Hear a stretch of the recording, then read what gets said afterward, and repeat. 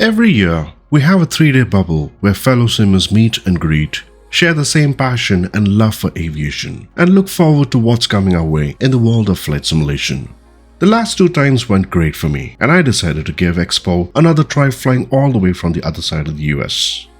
In today's video, here's what I like to share: the experience on what all I saw, the types of hardware we can expect, an interview with Orbx, and my take on the entire 3-day event.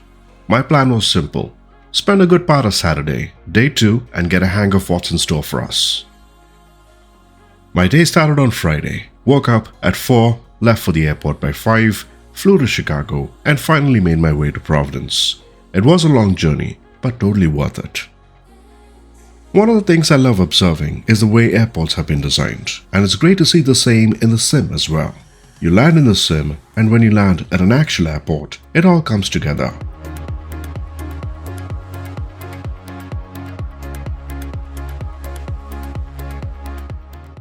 Providence, Rhode Island is a charming city known for its rich history and vibrant art scene, and offers a perfect backdrop for an exciting event like the FlightSimExpo, blending modern innovation with a classic New England charm.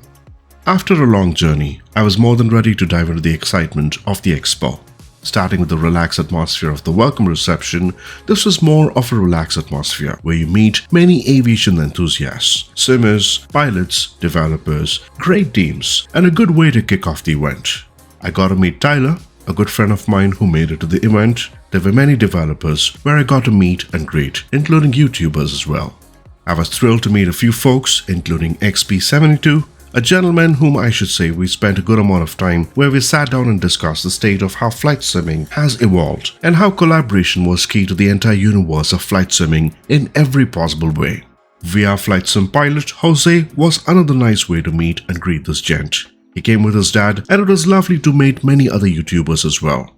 Our evening went well, including the X-Rave party that was hosted by the Explain team. The next day was the first day for exhibitors to showcase the latest creations.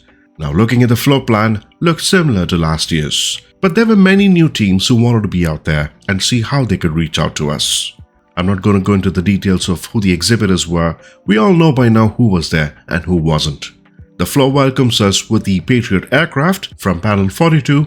What I'm keen today is to show my experience here and how I felt this was a good event. Now, Winwing's latest creations, especially in the commercial flying world, was a game changer. I was blown away by the affordable peripherals from many things, including a tiller that was $83 compared to $300 to the ones I'd seen before from different teams. Many of the flight simming peripherals were introduced, and hopefully we should see by this end of the year rolling into us. Moza Racing also had their first share of peripherals, so did Winflex, Honeycomb, and if you ask me what is the most exciting thing for me at the Expo, there were a few things actually. Firstly, the Expo isn't about a particular sim here, not MSFS or Explain. It covers all of them, and this year, my focus was slightly on a different angle. Not just looking at what's coming in terms of peripherals or hardware, rather what's there to guide us, help improve our aviation practices. One region of the floor was packed with a number of them, and yes, this was the ATC section and VATSIM. This is one space I spent some time, as I've never tried VATSIM before and literally told them honestly that I was intimidated to use ATC. There were about half a dozen booths who supported this, and great to see many in action to showcase what really goes on in the world of ATC plus VATSIM and beyond. Learning the basics is key for all of us to improve our ways to fly. There were other booths who supported this as well, including Fly with AI, Flight Sim Coach, where they focus on combining real-world flight experiences with deep sim expertise to help student pilots, licensed pilots, and sim enthusiasts train more effectively.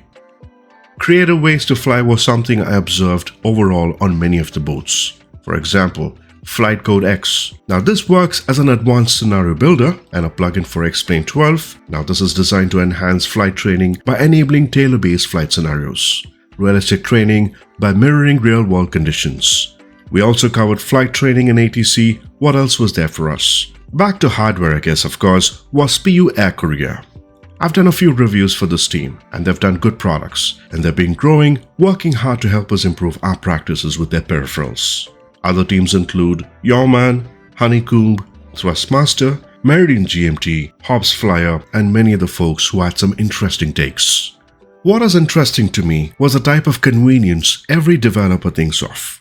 Now imagine this. You have a laptop, a good gaming laptop, and use X-Plane or MSFS, and you need a peripheral with that. No problem, you don't need a big size setup. A simple joystick that has everything works perfectly well, helping continue our passion for flight simming on the go. How about that? Developers want to think in every possible way to not just make money, make it more convenient for you. I think personally, I was thrilled with the number of things coming from Winwing, no doubt. Affordable flight simming is key here, and no longer an expensive dream hobby for most of us. That makes a difference for all of us, isn't it? There were a few surprises to me to see some teams come up with their own type of peripherals, like a smaller sized Airbus overhead panel, pretty much the whole set. The market is so huge today that it invites all types of consumers. Some prefer smaller versions, some prefer life size, and I certainly prefer the latter. I got a chance to meet some amazing folks, including Tolis and team, one of my favorite developers from X-Plane. Now Tolis has been known to make some incredible Airbuses on X-Plane, and if you haven't tried them out, do check it out. I got a chance to meet many developers including Orbx.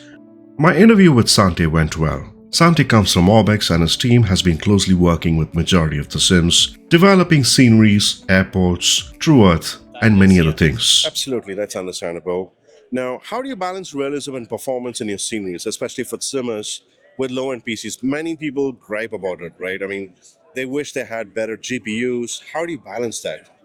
That's a good question, and I think I can't speak to this because I'm not necessarily a developer directly, but dealing with developers and working with some of our team members, they're constantly evolving. I think everyone needs to evolve. I work with a lot of our partners, and even from their first submitted scenery to what they're producing now, it's night and day. So people need to evolve with the simulator they're given. They need to evolve with the SDK. The SDK may not be, the best at the time, but it's a work in progress, just like everyone else. So I think, it's just pretty much honing in on the skills and finding new techniques. I think is the best way to optimize it. There's like LOD systems. There's texture optimizations that we're doing, and it's information that goes around the whole team, right? It's not just one person doing it and just figures out and then doesn't share the info. We make sure our whole team is aware of what's going on, and we just keep at it until we get what we like. This went well, and I got an idea of how the future can be for both sims. I got a chance to ask the future of Orbx and what are some ways to alleviate problems for some simmers having low NPCs. Now for the full interview, you can find the link in the description below. It was great to meet fellow simmers like Tyler, XP72, Swiss Pilot, VR Pilot, and make new friends at the Expo from Chris, Hussein, Axel, and many others. The day went great for me. By the end of the day, my plan is to get back to the evening's flight to Sacramento. On the overall experience at the Expo, my take was simple. The simming world is growing. Yes, we do have dozens and dozens of developers, exhibitors out there trying to improve the experience with their creations. Next year's Expo is all set in Minnesota and Minneapolis. Now the big question is, would I visit the Expo next year? This was my third time visiting an Expo, and honestly, this was quite a travel for me, taking a connecting flight and flying almost 8 hours one way for a one-day event. I may or may not visit the Expo next year, as I pretty much know what can be there. So let's see next year. And if you ask me if you missed anything at the Expo, not really actually. We saw the releases happen online on Friday. Yes, there were product demos, and I really wish there were local stores near us to accommodate these products for us to physically feel the products and decide for ourselves. If you haven't tried the Expo yet, you should make it to the Expo at least once to get a gist of it. What do you think about affordable flight sim peripherals? Let me know in the comments below. And as we see it, we should expect some interesting hardware, add-ons, and many of the beautiful creations to improve our experience on the whole. One thing is for sure, the flight sim community is growing, and I'm excited to see what comes next. Let me know if you plan on attending next year's Expo, and don't forget to like, subscribe, and hit that bell button for more updates. Hope you liked this video, and as always, it's been a true pleasure.